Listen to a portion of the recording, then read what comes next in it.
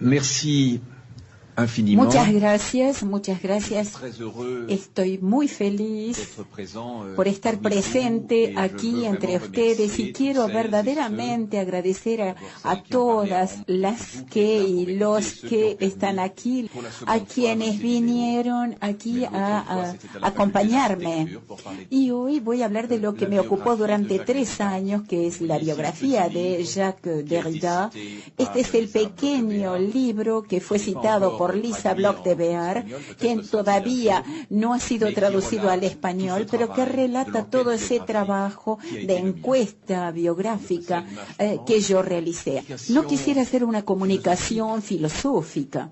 Je ne vais pas non plus vous No résumer quiero ma tampoco biographie, ça n'aurait resumir aucun sens. mi biografía, no tendría ningún sentido. Situer image à la Pero vie, même si elles sencillamente sont un peu quisiera petites, situarlos con quelques moments de imágenes, cette vie, algunos momentos de esta cette vie que vida, j'ai tenté de de esta considérer vida comme que un yo objet digne traté d'attention. de considerar como un Même si objeto la question digno de de la vie des atención, philosophes aun et de la cuando la biographie des vida philosophes de los est une question filósofos, qui peut être posée, uno qui puede peut-être doit preguntarse être posée, y que debe et preguntarse sur si laquelle debe de haber laquelle una nous pourrons biografía continuer de tout à los l'heure. filósofos y seguramente podríamos hablar de esto más adelante si así lo desean. Jacques Alger, Derrida nació en Alger en 1930 1930 en una familia judía, que, como todos los argelinos de esa época, tenían nacionalidad francesa, porque hubo un decreto Crémieux que separaba a los judíos de los indígenas, como así los nombramos. Esa población que casi no tenía derechos, que era víctima de un racismo muy importante, pero lamentablemente la población judía, que estaba un poco entre las dos comunidades, también ella sería víctima, no solamente del antisemitismo ordinario, sino también virulento. La infancia de Derrida transcurre en Argel, al sur de la ciudad, en el Biar, y como la de Albert Camus estuvo marcada su infancia por el sol, el mar y una libertad bastante grande para los jóvenes. La pequeña infancia transcurre bien, pero la Segunda Guerra Mundial comienza cuando Derrida tenía 10 años y muy rápidamente las medidas antisemíticas. No olviden que en esa época Argelia era parte de Francia, no era una colonia sino un pedazo de Francia. Las medidas antisemíticas se aplican fuera de toda ocupación alemana. O sea que Derrida siempre hablará de una ocupación sin ocupación, una noción muy importante. Fue víctima de una gran cantidad de medidas aplicadas estrictamente por Francia, que supuestamente era la madre patria, y sin embargo Derrida tendrá siempre relaciones ambiguas y difíciles con la madre patria.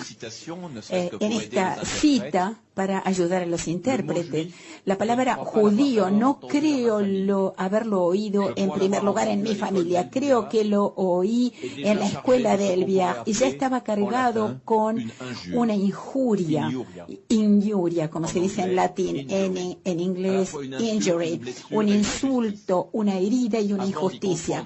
Antes de comprender lo que era, yo recibí esa palabra como un golpe, como una denuncia, como una deslegitimación antes de todo derecho. Esta citación se trae de un hermoso libro que se llama El monolingüismo del otro y que mezcla la reflexión filosófica y biográfica sobre la lengua y sobre la imposible lengua de origen, la imposible lengua materna.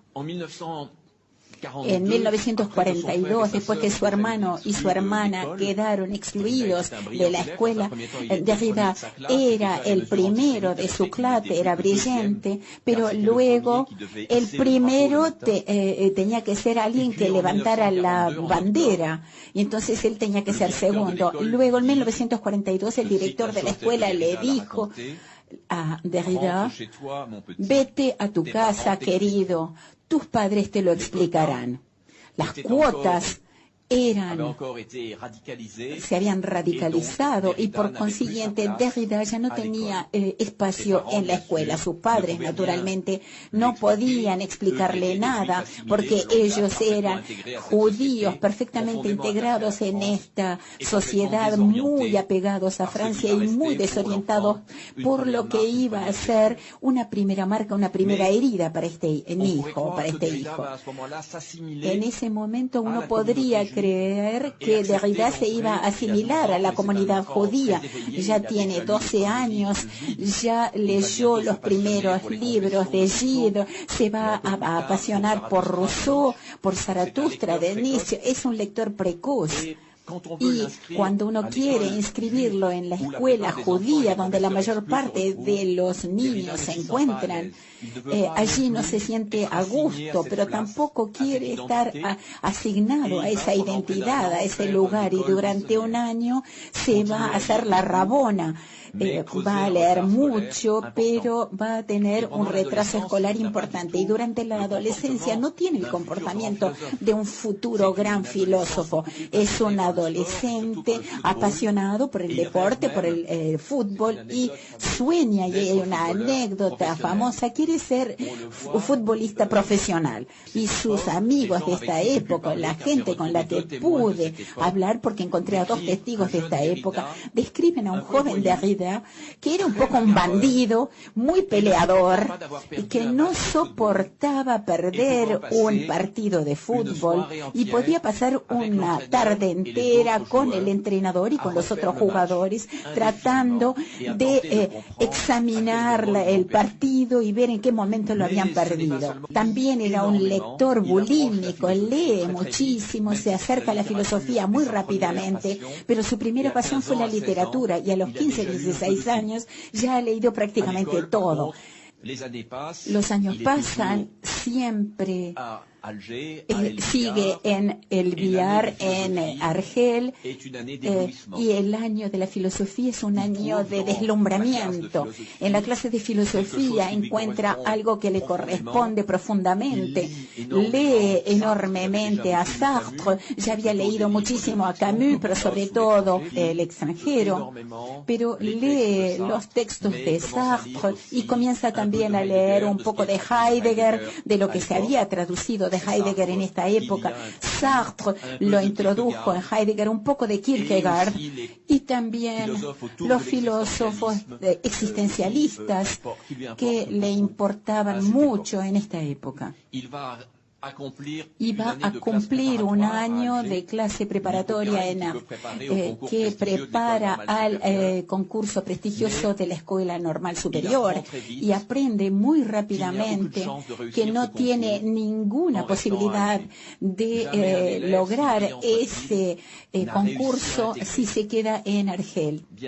Y será obligatorio que deje a esa Argelia que ama. Estamos en 1949. Hay trastornos todavía, pero estará en París, en el Liceo Louis-le-Grand, como interno, como en una época en que las privaciones de la posguerra son muy importantes, y donde los pequeños provinciales llevan un uniforme, están privados de libertad por completo, sobre todo sufren de falta de comida y del frío, y sobre todo para él la falta del sol, del mar, de su familia, de las jovencitas, de la libertad, de todo lo que constituía su vida en Argelia. Esa dimensión solar que tanto le importaba. Pero tan pronto como puede, vuelve a Argelia, y cuando está en París, como interno, la melancolía se apodera muchas veces de él. Es muy sombrío. Se identifica a veces con Roquentin, con el héroe de la náusea de Sartre. Escribe largas cartas líricas a sus camaradas, sobre todo cuando está lejos de París. Y yo tuve la suerte de encontrar una extraordinaria correspondencia con su gran amigo de esa época, que se llamaba Michel Monory. En 1961, con sus antiguos camaradas, Pierre Nora, que hizo su servicio militar en Argelia, publica un libro que se llama Los franceses de Argelia. Ese libro tiene una mirada muy dura sobre los franceses de Argelia, que considera como defensores de sistema colonial, y niega, sin embargo, que hubiera anticolonialistas militantes, que sí los había en esa época. Y entonces aquí Jacques Derrida le envía una carta a Pierre Nora, y Pierre Nora reedita ese libro con esa carta como postfacio. Es una carta extraordinaria que testimonia las pasiones políticas del joven Derrida y su lucidez y sus ambigüedades. Voy a leerla. Hace no mucho juzgué a Camus como tú lo haces y por las mismas razones. Ya no sé si es honesto y si algunas de sus alertas sobre la situación argelina no aparecerán mañana como algo lúcido y una exigencia elemental. Mil cosas, y en primer lugar todo su pasado, permiten que le demos a Camus el crédito de una intención pura y clara.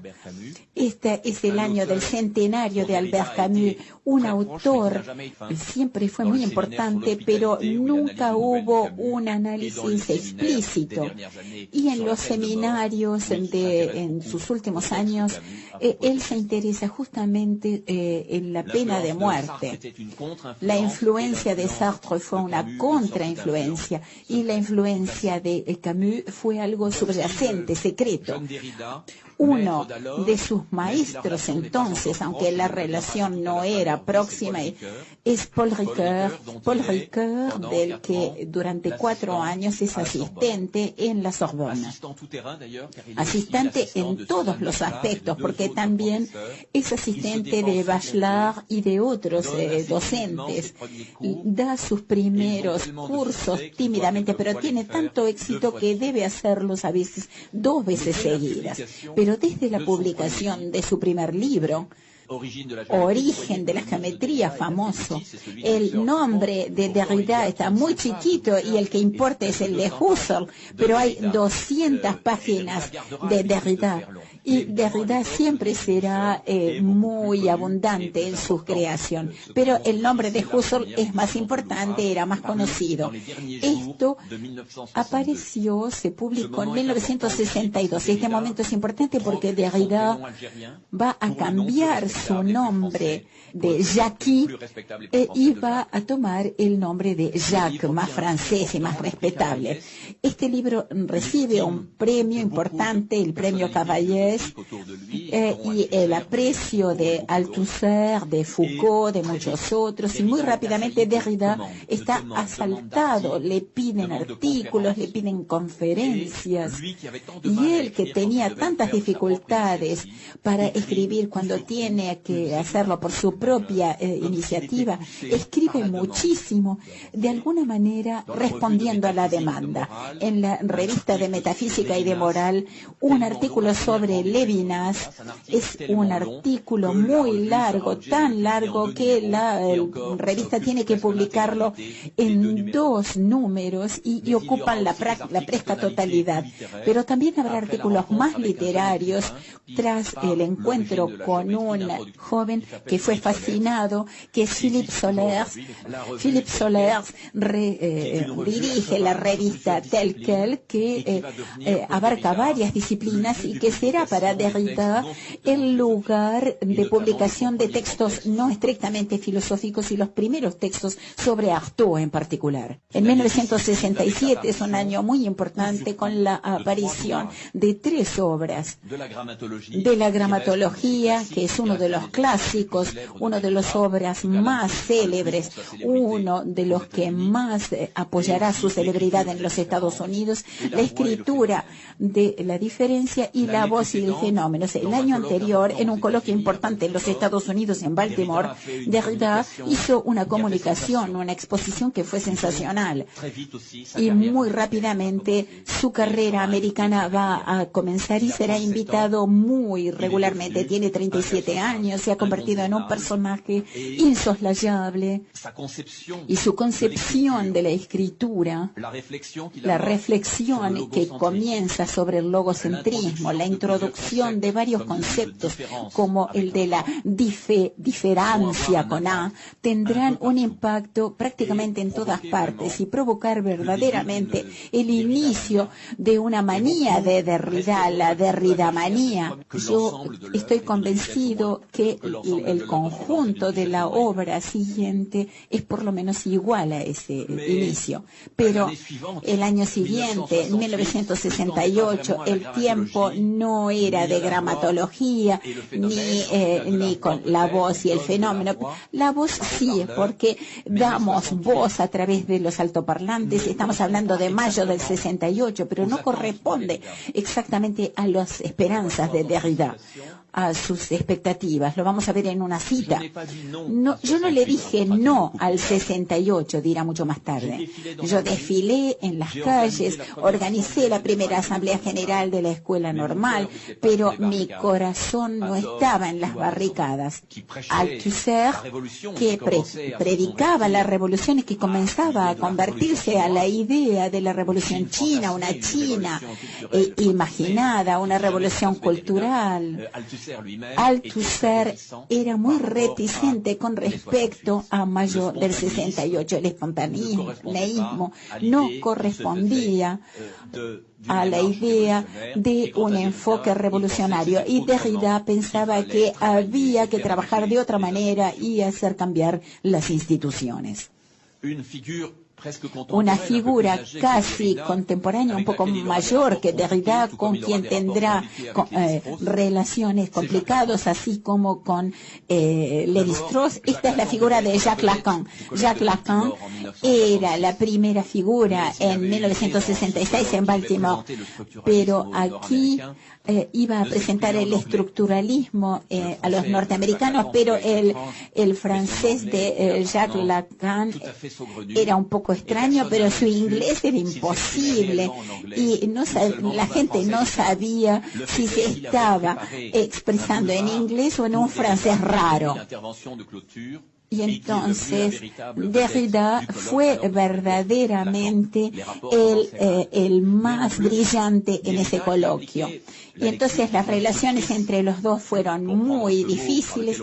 Entonces Derrida hace una lectura desconstructiva, una lectura intransigente que busca la mínima detalle que se vincula con una metáfora, una anécdota, lo más mínimo de un texto.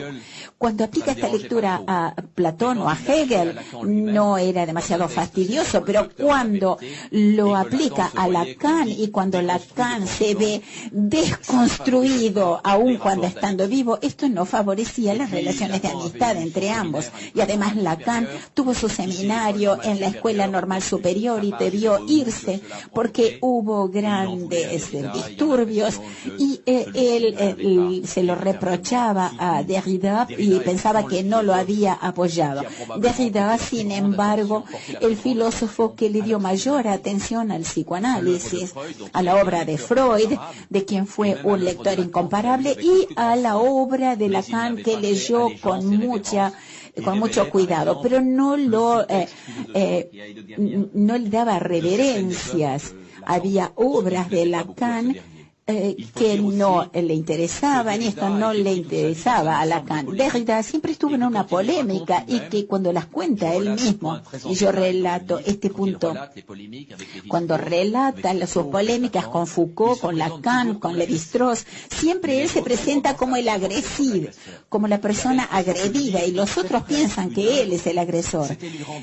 Él pensaba que leer muy atentamente una obra y las desconstruía porque eran las obras que les gustaban, y entonces ellos le decían mejor lea a otros.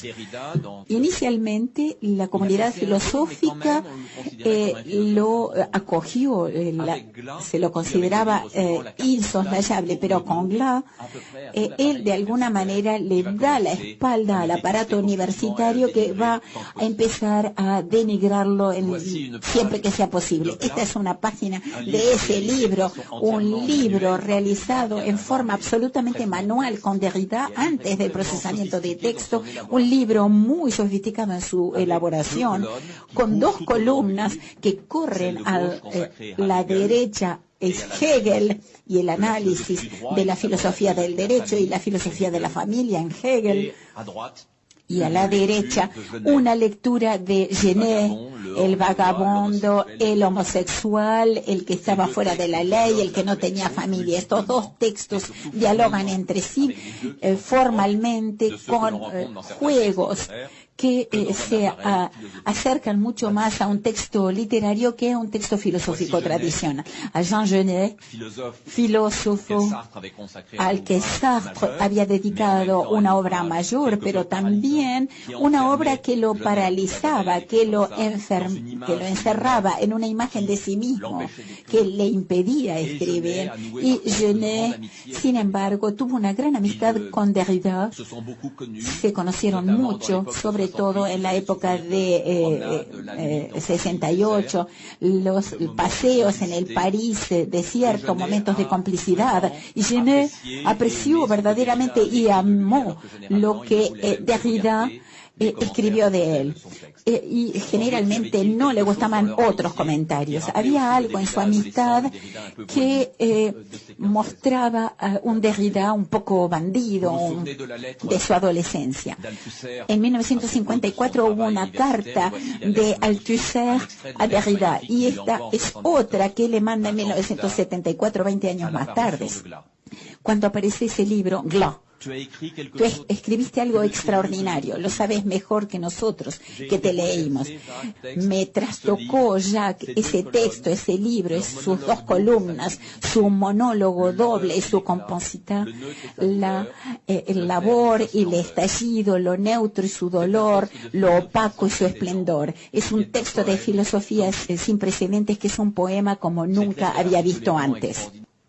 Derrida, en lo que fue su oficina, su sublime, así lo llamaba, era como un granero muy estrecho, mal calefaccionado, que dejaban muy sorprendidos a sus colegas norteamericanos que tenían grandes casas con piscinas en California, que tenían 3 autos y varias secretarias, y uno de sus amigos, uno de sus discípulos americanos dijo de Derrida, él era para sí mismo su propio proletariado.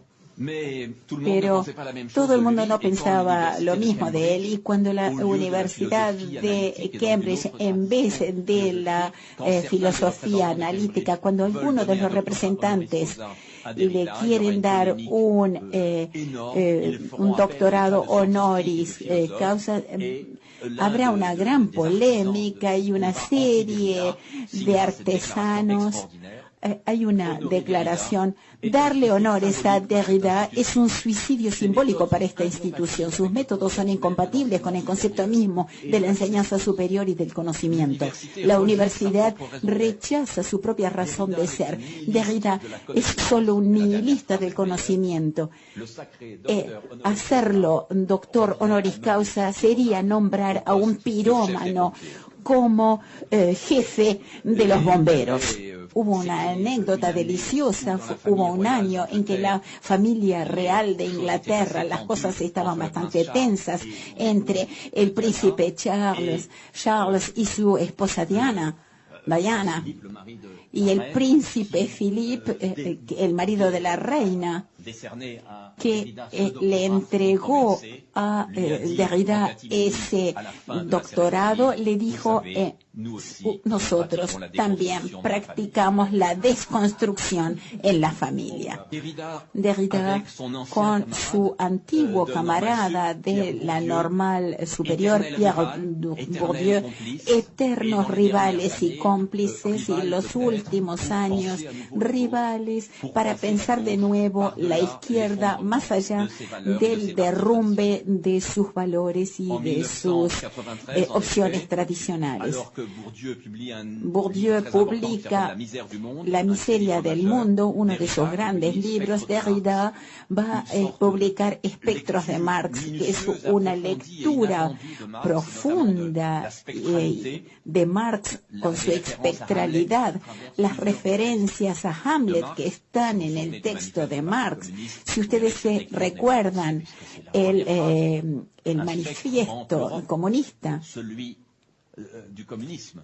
y por lo tanto Derrida va a seguir esta línea y esta lectura oblicua de la obra de Marx, pero al mismo tiempo va a llamar a una nueva internacional, a una refundación del pensamiento revolucionario, y se convertirá en uno de los inspiradores del pensamiento político, y al mismo tiempo estaba el neoliberalismo y el final de la historia desde la caída del muro de Berlín y la caída del régimen de la URSS.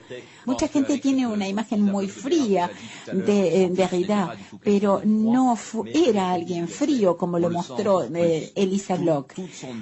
Toda su obra es verdaderamente, está animada por la pasión, por el entusiasmo y por la escritura de Derrida es la de un filósofo y la de un escritor.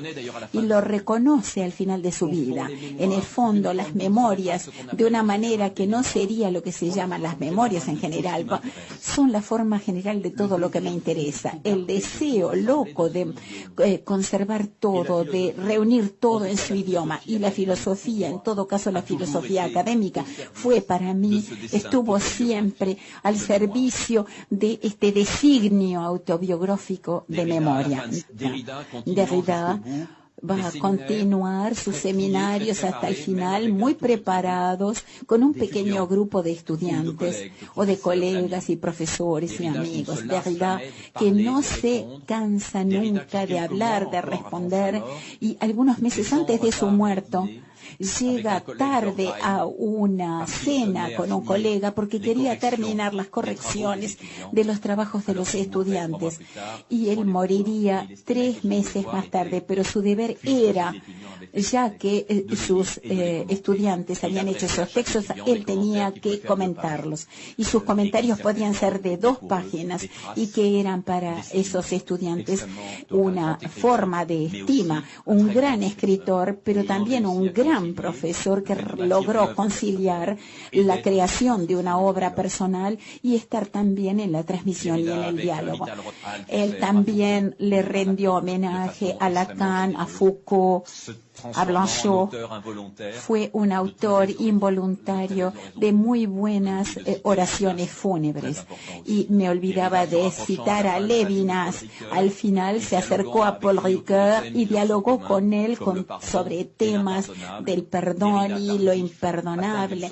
Derrida, que quería entonces tener una pulsión de reconciliación y trata de reanudar las relaciones más allá de los conflictos. Derrida era también divertido, le gustaba también la pose. Se hablaba de la mafia de Yale, pero entre las películas, lo más importante, las películas que más le gustaban eran las del Padrino de Coppola, y en Nápoles todo el mundo lo tomaba por el nuevo Padrino. Y voy a terminar con una nota más sombría. El último texto de Derrida, o lo que podemos imaginar que fue el último, el que habló mucho de los otros, de la amistad, de la fidelidad, cuando murió en octubre de 2004, dejó estas pequeñas palabras y le pidió a su hijo que lo leyera en el cementerio. Es un texto que está en tercera persona y en primera persona. Es Derrida el que nos habla, es su hijo el que habla, se dirige a nosotros, y porque es imposible. Y dice, lo voy a leer, voy a tratarlo. Jacques no quiso ni ritual ni oración. Sabe por experiencia que la prueba es para el amigo que lo hace. Me pide que les agradezca haber venido, los bendice, les suplica que no estén tristes, que piensen solamente en los momentos felices que ustedes le dio la felicidad de compartir. Prefieran siempre la vida y afirmen sin cesar la sobrevida. Los amo y les sonrío allí donde esté. Es un texto con una tonalidad muy extraña y que abre a la dimensión religiosa del pensamiento de Derrida, lejos de toda práctica tradicional, de toda religión instituida, pero es una dimensión muy fuerte de su obra.